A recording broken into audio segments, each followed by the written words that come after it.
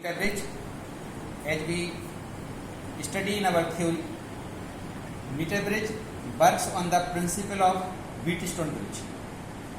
And in Wheatstone bridge, there are 4 registers. So in meter bridge, how we count these 4 registers? See, one register we connect in this gap between these 2 terminals.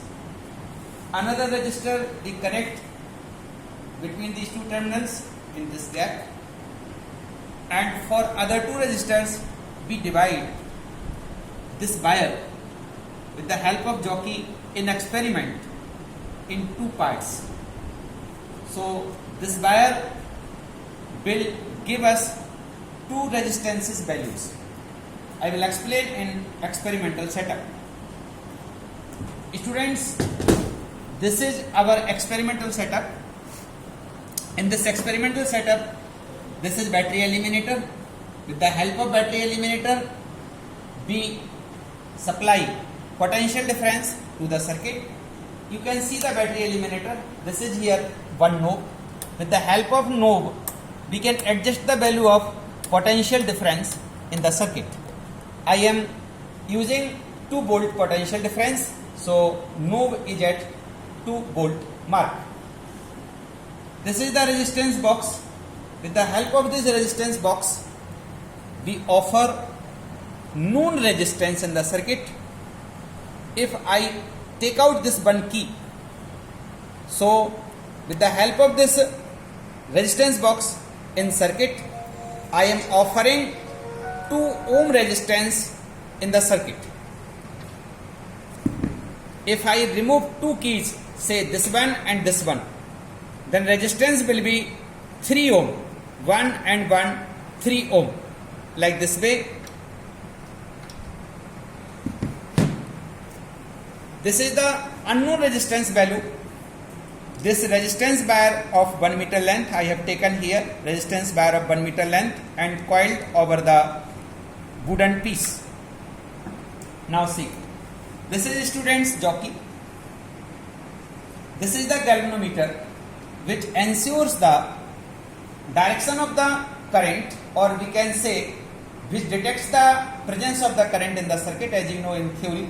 But here what we check here, that is with the help of galvanometer we check direction of the current. See, if I will touch the jockey at this end, see the deflection in the galvanometer, we can say left to the 0 mark. At this end, we can say right to the 0 mark. You can see very easily right to the 0 mark. One more thing, student, this is known as plug key. Suppose if I have battery eliminator in on position, and if I will remove this key, this behave as switch, as you know very well. So this switch is off now. If I will touch the jockey, there will be no deflection in the galvanometer. You can see there will be no deflection in the galvanometer. You can see very easily I am touching the jockey over the length of wire, but no deflection in the galvanometer, because by removing this key from the plug key, circuit is off. If I will put this key and if I will touch the jockey, you can see the deflection in the galvanometer. You can see very easy. Now what is our task? Our task is, suppose if we apply the 2 ohm resistance from the resistance box, so I will take one key from here. You can see I have taken 2 ohm resistance key from the resistance box. So we can say that with the help of resistance box, in this situation we are offering 2 ohm known resistance value. Now see, if I touch the jockey at this end, see the deflection again. At this end, see the deflection again, opposite direction.